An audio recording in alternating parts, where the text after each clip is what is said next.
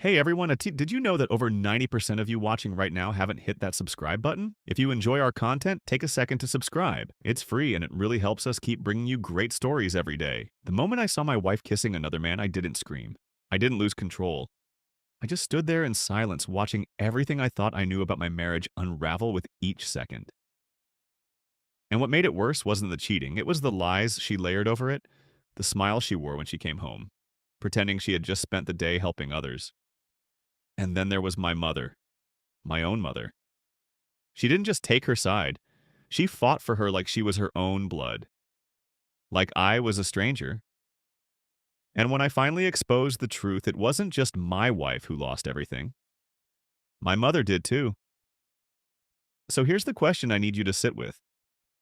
Why would a mother betray her own son to protect a lie she helped build? Let's find out. My name is Jackson Rivers. I'm a software consultant out of Louisville, Kentucky. Nothing flashy. I've spent most of my adult life working long nights, building a stable life from scratch. But nothing prepares you for betrayal, not from your wife, and definitely not from your mother. Growing up, I was always aware of a certain tension in the house. My mother, Valerie, wanted a daughter. She never hid it. Instead, she got me. Quiet, well-mannered, careful. And I guess that wasn't good enough because she treated me like a stand-in for the daughter she never had. It was subtle at first, the way she sighed when she watched other girls play dress-up, the way her eyes lit up when my female cousins came over. She loved me, I guess, but it always felt like she was waiting for someone else, that someone arrived when I was 32.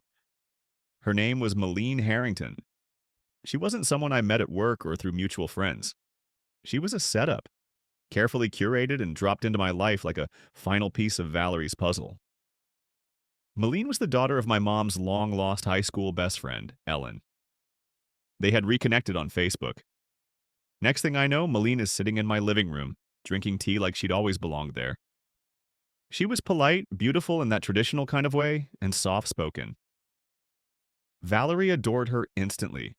Within a week, she'd turned our entire home into a shrine for this woman I barely knew. Photos, compliments, stories. I couldn't walk into the kitchen without hearing about how graceful Malene was or how she'd make the perfect wife. I didn't even want to meet her at first, but the pressure from my mother was unbearable. So I gave in. We had dinner. Malene smiled through most of it, talked about wanting to be a homemaker, said her biggest dream was to be a stay-at-home wife, baking pies, waiting for her husband to return. Honestly, I thought she was kidding. I'd built my life on independence. I ran automation projects across continents. My workday ended when Europe went to sleep. I didn't want someone who waited on me. I wanted a partner. But Malene had this vulnerability about her. She seemed so sure that this was her path, and for reasons I still don't understand, I gave her another chance. Then another. And before I knew it, we were engaged. It wasn't some passionate whirlwind. It was more like sliding into lukewarm water. Comfortable, safe. I wasn't in love. I was tired. Tired of fighting my mom, tired of the judgment, tired of being the odd one out. And Valerie? She was glowing. She planned every detail of our wedding, paid for most of it, picked the flower arrangements, finalized the guest list. She had everything she wanted, and I had a wife I barely knew. After we married, things settled, or at least looked like they did. I got promoted, which meant even longer hours and more responsibility. Malene slipped into her homemaker role without hesitation. She cooked, smiled for pictures, said she was volunteering at church. But something felt off. I'd come home and the laundry wasn't done. The groceries were untouched. I started asking questions. "How is the church today?" I'd ask. She'd smile and say, "Oh, so fulfilling. The kids love me." But when I asked which church, she'd mumble, "Change the subject." Eventually, I realized I had never met a single person from her so-called volunteer group. Then came the money requests. Malene started asking me to send money to her mother, Ellen. "Just a small monthly thing," she said. She sacrificed so much. It didn't sit right with me, but I didn't want to be that husband who questioned everything. So I said yes, until I couldn't. One morning, I waited until she left and followed her. I expected to see a church, or maybe a soup kitchen. What I saw instead turned my stomach. She wasn't dressed like she normally did. No skirts, no cardigan. just tight shorts and a low-cut tank top I'd never seen before. She looked like someone else. She drove across town to a neighborhood I didn't recognize and pulled up to a small house. Then he came out. They hugged. They kissed. Right there, on the front steps of someone else's porch. No hesitation, no fear. This wasn't a one-time thing. This was routine. His name was Grant Weston, high school sweetheart. Their messages, yes, I found those too, were cruel. They joked about me, called me the sponsor, said I was the dummy with the house. They even laughed at my work hours, how my schedule made it easy for them to sneak around. I didn't confront her, not yet. I waited, I collected everything, screenshots, GPS logs, photos. I kept it quiet, patient. I met with a lawyer, planned the divorce. And when I was ready, I didn't raise my voice. I didn't shout. I printed everything and laid it on the dining table. I told her what church I had visited. No one knew her there. No one had even heard her name. She broke down instantly. Cried, collapsed to the floor, said she was sorry, said it meant nothing. But the tears weren't about me.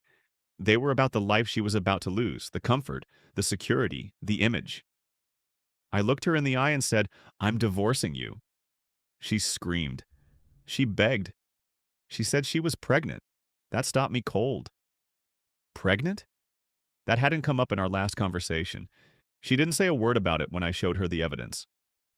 Now, 3 days later, it's a headline my mother shouts across the kitchen. Yes, my mother. Valerie showed up uninvited, standing in my home like she owned the walls, hands on her hips, eyes blazing. "What are you doing to her?" she demanded. I stood there stunned. "What are you talking about?" "She's pregnant," she snapped. "She's carrying your child, Jackson." I didn't believe it. Why would I? After months of lies, this felt like just another one. But Valerie didn't care. She called me heartless, said I was a coward, told me a real man would take responsibility. I told her, until there's a paternity test, I owe nothing. She left in fury, and that's when the real betrayal began. In the weeks that followed, Valerie started campaigning against me. She took Malene out to lunch, posted smiling photos of them together, called the unborn child her granddaughter, started telling anyone who would listen that I had abandoned my family. The story was spreading, and I hadn't said a word, but my lawyer told me, "Don't get emotional, don't engage, get the test first." And so I did. That moment, when I walked into the hospital with the paperwork, Malene looked at me like she had just woken up from a dream. She whispered my name, tried to reach for my hand. I didn't stop. I left. That test was everything, the key to ending this nightmare. And when the results came in, well, you'll hear about that soon. Before we continue, if this story has you hooked even a little, go ahead and hit that like button. Subscribe to the channel so you don't miss what happens next. Because trust me, it gets darker before it gets better. The envelope was small, plain, official. It looked like any other delivery, but when I picked it up off my porch, I knew it carried the weight of everything. I didn't open it right away. I sat there on the couch, holding it in my lap, staring at my name typed across the seal. It didn't feel like just a DNA test result. It felt like the last shred of hope either being crushed or confirmed. I opened it alone. Negative. Not the father. I didn't flinch. I didn't slam my fist into a wall or break down in tears. I just sat there, the weight shifting off my shoulders and crashing into the floor. It didn't surprise me. Deep down, I had already known, but seeing it on paper, it still left a mark. A scar, quiet but permanent. So I did the only thing I could do. I took a photo of the results and dropped it in the family group chat. No explanation, no long message, just a single line below the document. Here's the truth. Now leave me alone. Then I put my phone face down and waited. The first person to react was Malene. Of course it was. My screen lit up like a slot machine. Calls, then texts. More calls. Her messages started desperate, like some kind of twisted love letter. "I didn't know, Jackson. I thought it was yours. Please don't do this to her." She wasn't asking for forgiveness. She was asking for preservation. She knew what this meant. Without me, there was no more cover, no more protection. And now everyone knew. My family, her family, our friends. But Malene wasn't the only one who panicked. Valerie, she exploded. She called me that same night, her voice already raised before I said a word. Do you know what you've done? She spat. You humiliated me. People are calling me a fool. They're saying I defended a liar. Do you know how that feels? I didn't answer. She wasn't mad about the affair or the lies or the child that wasn't mine. She was mad because people saw her fall. Her reputation cracked. Her version of the perfect life, a perfect daughter-in-law, a sweet grandchild, the happy family legacy, was ruined. And I was the one who struck the match. You lied in court, I finally said. You sat there and testified against your own son, knowing you didn't have the full truth. You backed her over me. And for what? Her silence told me everything. Then she whispered it. Not an apology, not regret, just one pathetic truth. I just wanted a granddaughter. That's when something in me broke. Not out of anger, but sadness. My marriage, my dignity, my peace, they had all been sacrificed for her fantasy. I had never really been her son. I was a placeholder. The cost of admission to the life she wished she had. And now that it was gone, she had no one to blame but me. Except Valerie wasn't the type to take the loss quietly. She doubled down. She kept seeing Malene, started visiting the baby, calling her my granddaughter, like nothing had happened. She brought diapers, groceries, cash. And when I asked her to stop, she told me coldly, I have a responsibility. A responsibility to who? A child that isn't yours? A woman who lied in court? But she didn't care. She was in too deep. She chose a fantasy over her family, and now she was sinking with it. That's when my father made his decision.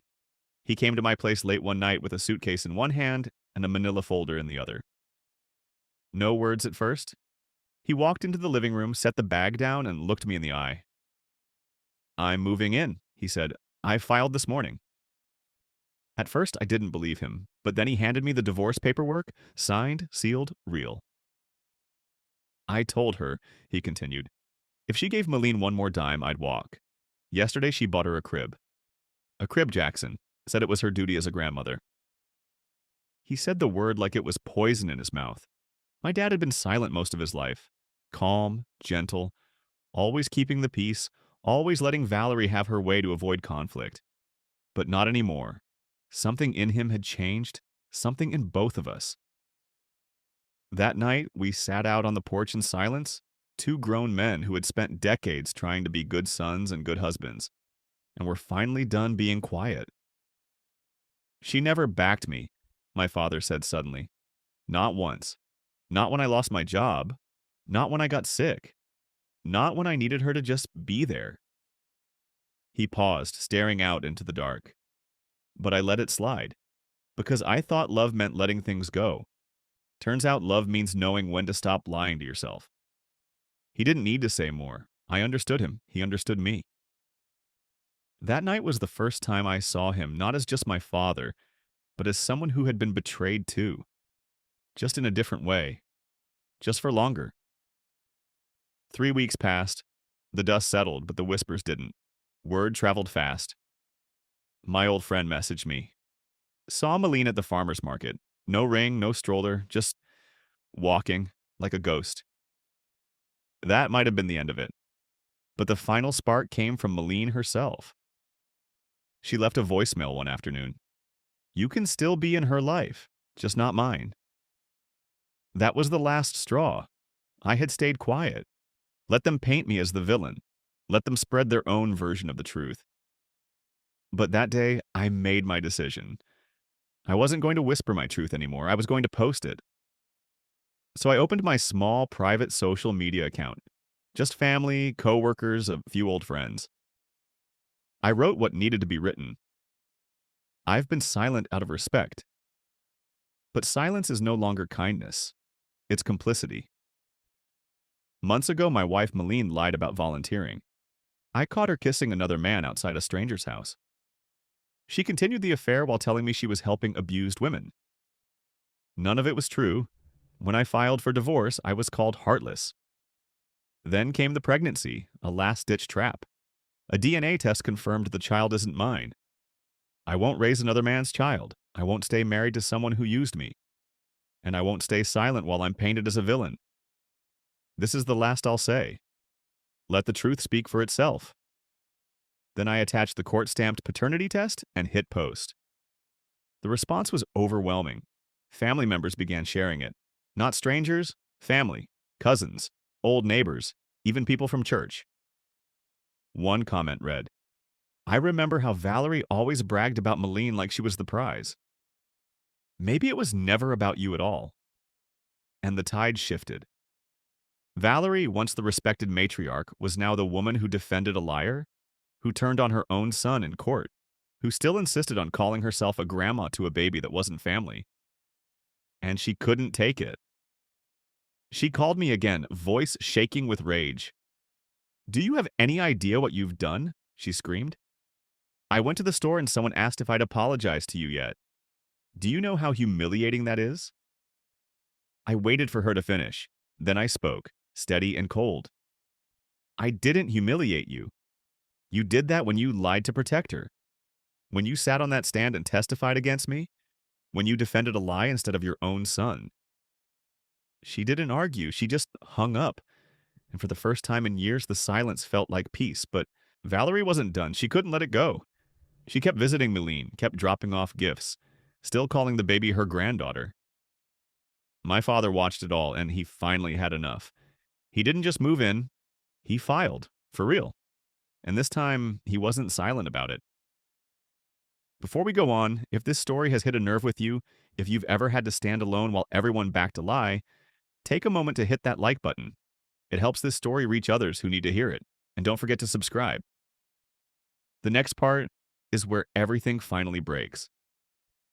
The court date came sooner than expected. My father didn't ask me to testify. He didn't need backup. He only asked me to come, not as a son, not as a witness, just to be there. So I did. Valerie sat across from us, arms crossed, lips tight. She didn't look at me. She didn't look at my dad. Her lawyer did most of the talking. Claimed she was shocked by his decision, blindsided. Claimed she still loved him, that this was just a rough patch. But when the judge asked about her financial support for Malene, including the crib, the baby supplies, and the cash transfers, it was all over. She didn't even deny it. She just said, "I thought I was helping my family." That word, family, landed like a slap in the quiet courtroom. The judge didn't yell. He didn't need to. His voice stayed calm as he confirmed the divorce filing was justified. Years of emotional disregard, financial overreach, and public disloyalty. All of it documented. All of it inescapable. And just like that, my parents' 38-year marriage was over. Walking out of that courtroom, my dad didn't smile. He didn't celebrate. He just took a long breath, looked up at the sky, and muttered, "Finally." We didn't talk much on the way home. There was nothing left to say. We both had been burned by the same fire. Me as a son, him as a husband. But at least now, we were free of it. But not everyone was. Valerie stayed clinging to her fantasy. A week after the divorce, she was still showing up at Malene's door, still posting pictures with the baby, still calling herself Grandma. She started writing long posts on social media about unconditional love and standing by those who stumble. People saw right through it. One of my cousins commented, "Unconditional love doesn't mean enabling betrayal." Another wrote, "Didn't you testify against your own son?" The mask was cracking, and the world was watching it fall. Malene, meanwhile, wasn't handling the collapse well either. The silence had swallowed her. She stopped posting, stopped calling. Then suddenly a message arrived. Just one line. "Can we talk?" I didn't answer. She tried again. "You don't have to forgive me. I just want to say something." Still, I didn't reply. Then she sent a photo. It was the baby. Wrapped in a blanket, eyes barely open, looking directly at the camera. Malene had captioned it, "She's innocent in all of this. Please don't punish her." I stared at the screen for a long time. It was true. The child was innocent. But she wasn't mine. And I wasn't going to chain myself to a lie out of guilt. So I did the hardest thing of all. I deleted the message. I didn't block her. I just let it vanish. That was the moment I realized healing didn't come from revenge. It came from letting go. Weeks passed, then months. My dad settled into a rhythm. We shared groceries, split bills. Some nights we talked, others we didn't. It didn't matter. There was peace now. A kind of quiet we both hadn't known in years. Sometimes we'd sit on the porch at night, sip coffee, and just be still. One evening, he looked over and said, "Do you think she'll ever apologize?" I shook my head. Number, she's not sorry for what she did. Just sorry people found out. He nodded like he already knew the answer, but needed to hear it anyway. Another time he asked me, if Malene came back and said she wanted to start over, what would you do? I didn't even hesitate. Nothing, I said, because I've already started over, just not with her. The truth is, by then I had already met someone, quietly, at a tech seminar out of state. We didn't jump into anything, just coffee, conversation. She asked about my past, and I told her most of it. Not the whole story, just the part that mattered. That I used to love someone who didn't love me back the right way. She smiled and said, "That's not love, Jackson. That's survival." I didn't know what to say, but it stuck with me. Back home, the story continued to ripple. People started coming to me, not just friends or relatives, but strangers. Quiet messages, emails. Men who said they had lived through something similar. Who were called crazy for asking questions. Who stayed silent for too long, just like I did. And some women, too. Women who said, "I never thought about what it's like for a man to be betrayed and have no one believe him. Thank you for speaking up." Their stories weren't mine, but the pain, that was universal. Valerie eventually stopped calling. I think it dawned on her that she had no audience left. My dad refused contact. I stopped replying. Even her closest friends drifted away. They didn't want to be associated with her version of reality. Malene? She moved in with her mother. I heard she applied for public assistance. Her affair partner, Grant, apparently vanished the second the paternity test came out. Poetic, really. She reached out once more after that.